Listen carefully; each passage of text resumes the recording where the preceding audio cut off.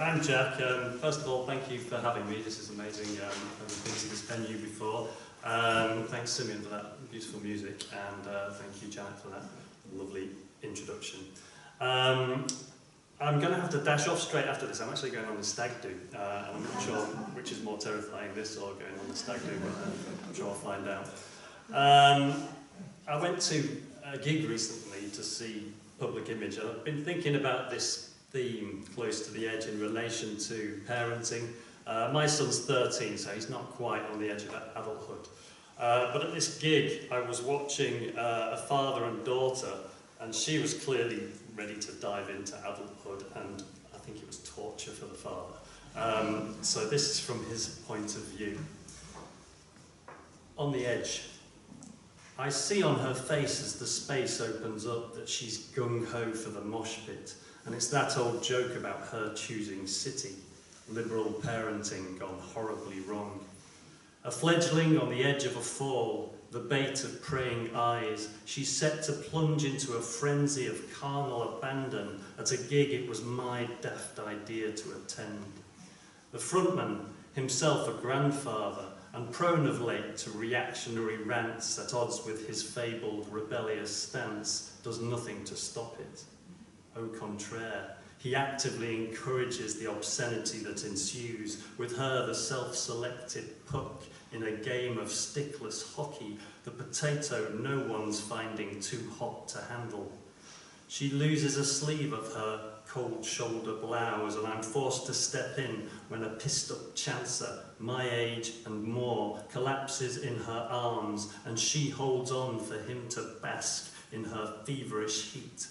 I drag her out, seething, pushing through the melee of satyrs and maenads until I've got her well away from the edge. So this is me and my son. He's 13, but this was during lockdown, so he must have been 7. It's set at Castle Shaw, where there's a ruined Roman fort, and we're playing a game.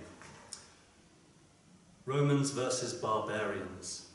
Oh yeah, it's got the phrase "gust buffeted tussocks" in this poem, and that can go horribly wrong. It's got buttocks and gussets and all sorts very nearby, so I'll try my best. Romans versus barbarians. I'm crouched in a ditch behind gust-buffeted tussocks, poised to ambush my marauding son. Pipits lift and dip, geese honk, crows caw. No contrails complicate the massed clouds echoing the fort's desolation. He appears in the breach between ramparts, wielding his stick, scouring the enemy stronghold. I watch through grass blades and admire his complete absorption. Hush, insists the wind, and questions incessantly.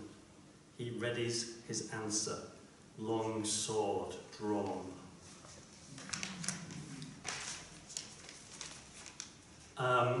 I've spent much of this summer trying to read A Man Without Qualities. It's like a 1,000-page novel, and I keep getting distracted. It's hard going at times.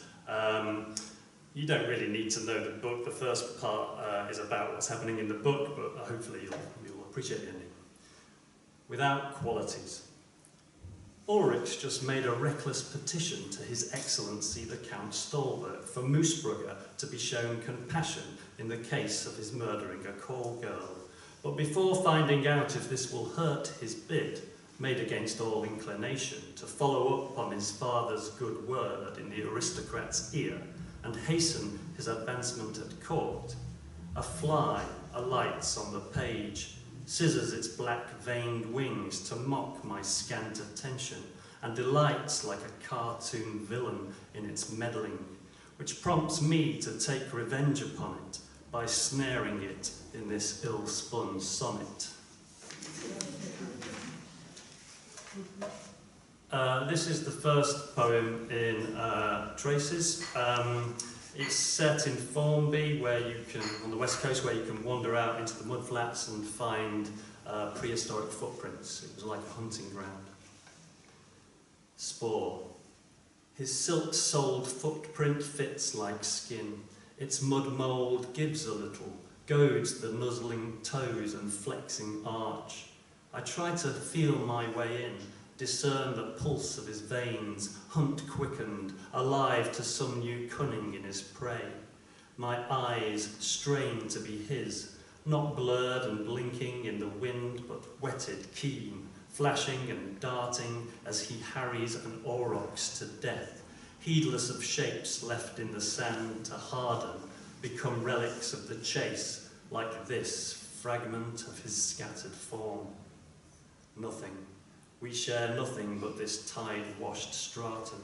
My foot's a blind worm thwarted in its burrowing, nostalgic for its cast-off skin. I turn back to the dunes. A boy digs. His mother, deck-chaired, wind-shielded, hugs herself for warmth. Waves. I retrace the steps between us. So yeah, I'm writing a series of poems about the M62 and lots of the places that it connects. My favourite junction is Junction 6. When it was dug up, they discovered evidence of a nomadic camp. Excavation at Junction 6. In the slip road loop linking the M57 and M62, tucked under the Knowsley Expressway, a plait of smoke betrays a band of campers.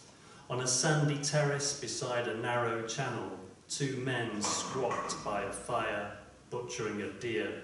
A boy collects branches and raises a stack next to a frame that splays the rust-red pelt. A woman teaches a child to crack hazelnuts. The streamlets purl, the stripping of flesh and jointing of bones, the whump of bundles dumped by the fire, the intermittent chink of stone on flint, scatters of smashed nutshells. All these ring clear in the white noise that fails to deaden the roundabout's resonance. This one's set near Prestwich, under a motorway bridge. I came across this scene and kind of imagined what must have happened. Night out under the cars.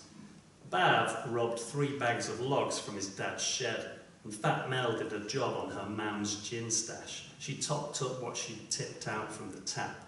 Gaz was on one from the get-go. He'd got coke from some bloke he'd copped off with in the White Horse, and when we lit the fire, he sprayed links at it to make it flare up, but then he'd spray the flame in your face like, ha ha, and thanks to his fucked up joke, I've got no fringe or eyebrows.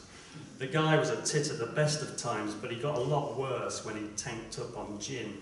We were all smashed, but he was off his head and made Mel play that game on the rope swing, and when you heard the snap, you just knew they were both as good as dead.